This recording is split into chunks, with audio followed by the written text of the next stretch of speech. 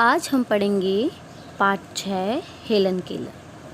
Helen Keller एक ऐसी महिला की कहानी है जो शारीरिक रूप से अपंग थी, लेकिन अपनी इच्छा शक्ति, आत्मविश्वास और मजबूत इरादों के कारण वह दृष्टिहीन और बधिर होने के बाद भी उन्होंने पढ़ाई की और उन्होंने किताबें लिखी, अपने जीवन के कई श्रेष्ठ कार्य किए। अपनी शारीरिक अपंगता को उन्होंने कभी अपने जीवन में आगे बढ़ने के लिए बीच में नहीं आने दिया।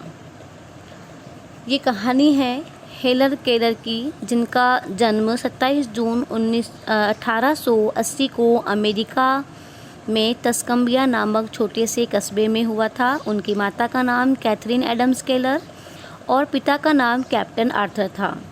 हेलन केलर को बचपन में बुखार हुआ था। बुखार तो कुछ दिनों बाद ठीक हो गया, लेकिन इस बुखार ने हेलन केलर को दृष्टिहीन और बधिर बना दिया था।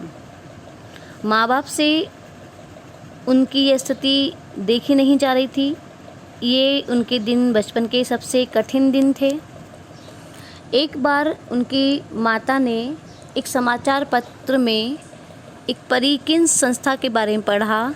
उसके बाद वो वहाँ गई, उनकी संरक्षिका से मिली और उन्हें घर आकर के हेलन को पढ़ाने का अनुरोध किया।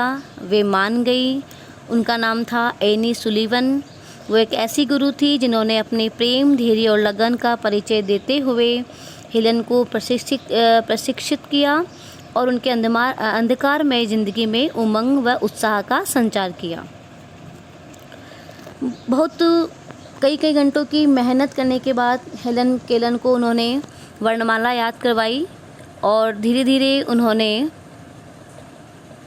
लैटिन, फ्रेंच और जर्मन भाषा का ज्ञान प्राप्त किया। 8 वर्षों के घोर परिश्रम से उन्होंने स्नातक की डिग्री प्राप्त की और सुलीवन की सहायता से हेलन ने Mahatma Gandhi, Rabindranath Tagore, Karl Marx, Tolstoy आदि अनेक महान दार्शनिकों एवं साहित्यकारों के बारे में पढ़ा। हेलन केलर ने ब्रेल लिपि में कई पुस्तकों का अनुवाद किया, कई ग्रंथ भी लिखे। हेलन को घुड़सवारी का बहुत शौक था।